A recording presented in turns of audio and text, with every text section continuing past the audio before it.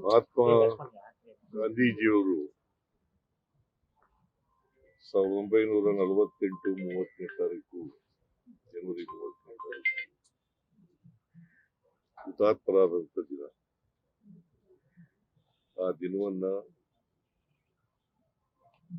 ಇಡೀ ದೇಶದ ಜನ ಸ್ಮರಿಸ್ಕೊಳ್ತಕ್ಕಂಥದ್ದು ಮಹಾತ್ಮ ಗಾಂಧೀಜಿಯವರ ಸೇವೆಯನ್ನ ಸಮಾಜಕ್ಕೆ ದೇಶಕ್ಕೆ ಮಾಡಿದಂಥದ್ದು ಸೇವೆಯನ್ನ ಸ್ಮರಿಸ್ಕೊಳ್ತಕ್ಕಂಥ ದಿನ. ಮಹಾತ್ಮ ಗಾಂಧೀಜಿಯವರು ದಕ್ಷಿಣ ಆಫ್ರಿಕಾದಿಂದ 1915ನೇ ಇಸ್ವಿನಲ್ಲಿ ಬಂತು. ಇಡೀ ದೇಶನೆಲ್ಲ ಸುತ್ತುವುದು. ಆಮೇಲೆ ಸ್ವಾತಂತ್ರ್ಯ ಚಳವಳಿಯ ನೇತೃತ್ವವನ್ನ ವಹಿಸಿದರು. ಅವರು ಎಲ್ಲ ತ್ಯಾಗವನ್ನು ಮಾಡಿ ಈ ದೇಶಕ್ಕೆ ಅನೇಕ ಚಳುವಳಿಗಳನ್ನು ಮಾಡಿ ಅನೇಕ ಸಾರಿ ಜೈಲಿಗೆ ಹೋಗಿ ದೇಶಕ್ಕೆ ನಮ್ಮ ಅವರ ನೇತೃತ್ವದಲ್ಲಿ ಸ್ವಾತಂತ್ರ್ಯ ಬಂತು. ಕಾಂಗ್ರೆಸ್ ಪಾರ್ಟಿ ಅವರ ನೇತೃತ್ವದಲ್ಲಿ ಸ್ವಾತಂತ್ರ್ಯ ಹೋರಾಟವನ್ನ ಮಾಡಿತು. ಹಾಗಾಗಿ ಇವತ್ತು ನಮಗೆ ಸ್ವಾತಂತ್ರ್ಯ ಸಿಕ್ಕಿದ್ರೆ ಸ್ವಾತಂತ್ರ್ಯ ಹೋರಾಟಗಾರರ ತ್ಯಾಗ ಬಲಿದಾನ ಅಂತಕ್ಕಂಥದ್ದನ್ನ ಈ ಸಂದರ್ಭದಲ್ಲಿ ನಾವು ಸ್ಮರಿಸ್ಕೊಳ್ಳಿಕ್ಕೆ ಬಯಸ್ತಾ ಇದ್ದೇವೆ. ಒಬ್ಬ ಮತಾಂಧ ಅವರನ್ನ ಕೊಂದಾಕಿದ್ರು, ನಾಥೂರಾಮ್ ಗೋಡ್ಸೆ ಅಂತಕ್ಕಂಥವ್ರು. ಮತ್ತು ಅವ್ರ ಜೊತೆನಲ್ಲಿ ಕೆಲವು ಜನರು ಸೇರ್ತಿದ್ರು, ಕೊಂದಾಕಿದ್ರು. ಮಹಾತ್ಮ ಗಾಂಧೀಜಿಯವರು ಸತ್ಯ ಅಹಿಂಸೆ ಅಹಿಂಸಾ ಪರಮೋ ಧರ್ಮ. ಸತ್ಯ ಅಹಿಂಸೆ ಅಂದ್ರೆ ಅದೇನ ಅಹಿಂಸೆ ಪರಮೋ ಧರ್ಮ. ಅಹಿಂಸೆ ಪರಮೋ ಧರ್ಮ ಅಂತಕ್ಕಂಥದ್ದನ್ನ ಗಾಂಧೀಜಿ ತಿಳಿಸ್ತಕ್ಕ ವ್ಯಕ್ತಿ ಅವರು. ಬಹುಶಃ ಸತ್ಯ ಅಹಿಂಸೆಯಲ್ಲಿ ಅಹಿಂಸೆಯ ಮೂಲಕ ಸ್ವಾತಂತ್ರ್ಯ ಒಪ್ಪಿಸ್ಬಿಟ್ಟಿರ್ತಕ್ಕಂಥದ್ದು ಅಪರೂಪ ಅಂತಕ್ಕಂಥ ಮಾತುಗಳನ್ನ ಅವರು ಯಾವುದೇ ಸ್ವಾರ್ಥ ಇರಲಿಲ್ಲ. ಅವರು ಎಲ್ಲ ಸ್ವಾತಂತ್ರ್ಯ ಹೋರಾಟಗಾರರಿಗೂ ಕೂಡ ಸ್ವಾರ್ಥ ಇದೆ. ಅವ್ರು ಯಾರು ಕೂಡ ಸ್ವತಂತ್ರ ಭಾರತದಲ್ಲಿ ನಾವು ಸ್ವಾತಂತ್ರ್ಯವನ್ನು ಅನುಭವಿಸ್ಬೇಕು ಅಂತಕ್ಕಂಥ ಕನಸನ್ನು ಕೂಡ ಕಂಡಿರಲಿಲ್ಲ. ಸೊ ಅವರು ಸ್ವಾತಂತ್ರ್ಯ ಆಗ್ಬೇಕು, ಈ ದೇಶ ಬ್ರಿಟಿಷ್ನವರ ಕಪಿಮುಷ್ಟಿಯಿಂದ ನಾವು ಪಾರಾಗಬೇಕು, ಅಷ್ಟೇ ಅವರ ಮನಸ್ಸಲ್ಲಿ ಇರಬೇಕು. ಸೊ ಅಂತ ಮಹಾತ್ಮ ಗಾಂಧೀಜಿಯವರನ್ನ ಬಹುಶಃ ಅವರು ಹೇಳ್ತಾ ಇದ್ರು, ಇನ್ನು ಎಷ್ಟು ವರ್ಷ ಬದುಕ್ತಿದ್ರೆ ಗೊತ್ತಿಲ್ಲ. ಅವರು ವ್ರತ ಊಟದಲ್ಲೂ ಕೂಡ ವ್ರತವನ್ನ ಆಚರಣೆ ಮಾಡ್ತಕ್ಕಂಥ ಕೆಲಸವನ್ನ ಮಾಡ್ತಾ ಇದ್ರು. ಆದ್ರೆ ಅವ್ರಿಗೆ ಮುಂದಿಕ್ಕಿ ಕೊಂದಂಥದ್ದು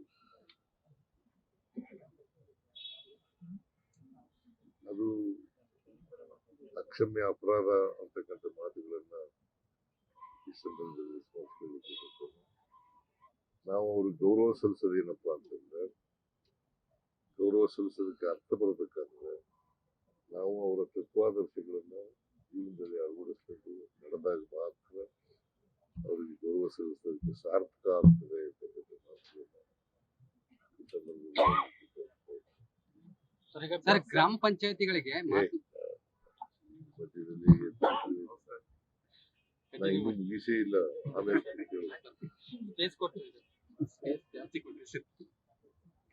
ಮಹಾತ್ಮ ಗಾಂಧೀಜಿಯವರು ಶಾಶ್ವತವಾಗಿ ಅವರ ಹೆಸರು ಉಳಿಬೇಕಲ್ಲ. ಯಾಕಂದ್ರೆ ಬಹಳ ಜನ ಯುವಕರು ಅರಿತಾ ಇದ್ದಾರೆ. ಅದಕ್ಕೋಸ್ಕರ ನಿಮ್ ಪ್ರಶ್ನೆಗೆ ಉತ್ತರವನ್ನು ಹೇಳ್ಬಿಡ್ತೀನಿ. ಅದಕ್ಕೋಸ್ಕರ ಮಹಾತ್ಮ ಗಾಂಧೀಜಿಯವರು ಏನಂತ ಹೇಳಿದ್ರು,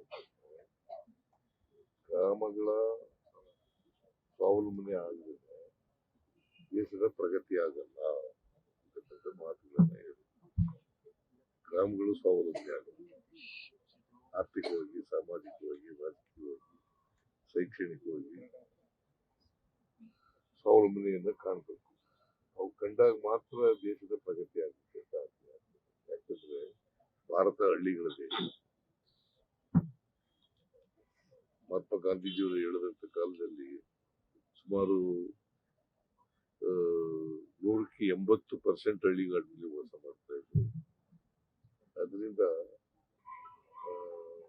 ಆ ಮಾತನ್ನ ಹೇಳೋದು, ಹಳ್ಳಿಗಳು ಉದ್ಧಾರ ಆಗಲಿಲ್ಲ, ದೇಶ ಉದ್ಧಾರ ಆಗಲ್ಲ. ಅದನ್ನ ನೆನೆಸ್ಕೊಂಡು ನಾವು ಅವರಿಗೆ ಸಲ್ಲಿಸ್ತಕ್ಕಂಥ ಗೌರವ ಏನಪ್ಪಾ ಅಂತಂದ್ರೆ, ಸುಮಾರು ಕರ್ನಾಟಕದಲ್ಲಿ 6,000 ಪಂಚಾಯತಿಗಳಿದ್ದಾವೆ. ಸುಮಾರು 6,000 ಪಂಚಾಯತಿ ಕಟ್ಟಡಗಳಿದ್ದಾವಲ್ಲ, ಅವ್ರ ಹೆಸರು ಇರ್ತಕ್ಕಂಥ ಅದನ್ನ ನಾವು ತೀರ್ಮಾನ ಮಾಡಿ ಗ್ರಾಮ ಸ್ವರಾಜ್ಯ ಕಲ್ಪನೆ ಗ್ರಾಮ ಸುರಾಜ್, ಗ್ರಾಮ್ ಸುರಾಜ್ ಅದರ ಕಲ್ಪನೆಯನ್ನು ಕೊಟ್ಟವರು ಮಹಾತ್ಮ ಗಾಂಧಿ. ಗ್ರಾಮಗಳು ಸ್ವತಂತ್ರ ಅವ್ರು ಹಿಂಗೆ ಬಯಸಿದ್ರು ಅಂತಂದ್ರೆ, ಹಳ್ಳಿಗಳು ಸ್ವಾವಲಂಬನೆಯಾಗಿ ಹಳ್ಳಿಯಿಂದ ದಿಲ್ಲಿಗೆ ಹೋಗ್ಬೇಕು, ದಿಲ್ಲಿಯಿಂದ ಹಳ್ಳಿಗೆ ಬರಬಾರ್ದು. ಸೊ ಅಂತವರು ನಮ್ಮನ್ನ ಅಗಲಿದ್ದಾರೆ, ಅದು ಹುತಾತ್ಮರಾಗಿದ್ದಾರೆ,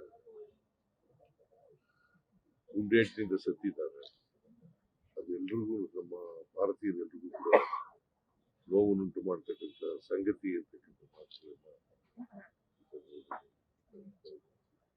ಮಹಾತ್ಮ ಗಾಂಧೀಜಿಯವರು ಇನ್ನೊಂದಷ್ಟು ಯಾಕಂತಂದ್ರೆ ಅವ್ರಿಗೆ ಅವರ ಅಭಿಮಾನಿ ಒಂದು ಪತ್ರ ಬರೀತಾರೆ. ಏನಂತ ಬರೀತಾರೆ ಅಂತಂದ್ರೆ, ನೀವು 100 ವರ್ಷ ಬಾಳಬೇಕು ಅಂತ ಬರೀತಾರೆ. ಅದಕ್ಕೆ ಉತ್ತರ ಏನ್ ಕೊಡ್ತಾರೆ ಗೊತ್ತಾ ಗಾಂಧೀಜಿಯವರು? ನಾನು ಕಡಿಮೆ ಹೇಳ್ಬಿಟ್ಟಿದ್ದೀನಿ, ನೀನು ನನಗೆ ವಯಸ್ಸನ್ನ 125 ವರ್ಷ ಬದುಕಬೇಕು ಅಂತ ಅನ್ಕೊಂಡಿದ್ದೀನಿ ನಾನು. ನೀ 100 ವರ್ಷ ಅಂತ ಹೇಳ್ಬಿಟ್ಟಿದ್ಯಪ್ಪ ಅಭಿಮಾನದಿಂದ, ನಾನು 125 ವರ್ಷ ಬದುಕಬೇಕು ಅಂತ ಅನ್ಕೊಂಡಿದ್ದೀನಿ ಅಂತ ಉತ್ತರ ಕೊಡ್ತಾರೆ. ಸೊ ಅದರಿಂದ ಅವ್ರಿಗೆ ಇನ್ನೂ ಜಾಸ್ತಿ ದಿನ ಬದುಕಬೇಕು ಅಂತಕ್ಕಂಥ ಆಸೆ ಇತ್ತು, ಅದು ಆಗ್ಲಿಲ್ಲ ಅಂತಕ್ಕಂಥ ನೋವು ಸಂಗತಿ ನಾವು ವ್ಯಕ್ತ ಮಾಡ್ಬೇಕಾಗ್ತದೆ. ಸೊ ಮಹಾತ್ಮ ಗಾಂಧೀಜಿಯವರನ್ನು ಇಡೀ ದೇಶ ಸ್ಮರಿಸ್ಕೊಳ್ತದೆ, ಇಡೀ ದೇಶ ಸ್ಮರಿಸ್ಕೊಳ್ತಕ್ಕಂಥ. ಸರ್, ಈಗ ಗುತ್ತಿಗೆದಾರರ ಸಂಘದವರು ಫೆಬ್ರವರಿ 5ನೇ ತಾರೀಕು ಗಡುವು ಕೊಟ್ಟಿದ್ದಾರೆ ಸರ್. ಅಲ್ಲ, ಬಾಕಿ ಬಿಲ್ ಬಿಡುಗಡೆಗೆ ಸರ್, ಬಾಕಿ ಬಿಲ್ ಬಿಡುಗಡೆಗೆ ಸಂಬಂಧಪಟ್ಟಂತೆ ಗಡುವು ಕೊಟ್ಟಿದ್ದಾರೆ. ಬಾಕಿ ಬಿಲ್ ಬಿಟ್ಟಿರೋದವರು ಬಿಜೆಪಿ ಅವರು. ಪರ್ಸೆಂಟೇಜ್ ಈ ಸರ್ಕಾರದಲ್ಲೂ ಜಾಸ್ತಿ ಇದೆ ಅಂತ ಹೇಳಿದ್ರೆ ಸರ್. ಪರ್ಸೆಂಟೇಜ್ ನಿಜ, ಬಟ್ ಬಿಟ್ಟೋದವರು ಬಿಜೆಪಿ ಅವರು. ಪರ್ಸೆಂಟೇಜ್ ಬಗ್ಗೆ ಮಾತಾಡಿದ್ರೆ ಸರ್.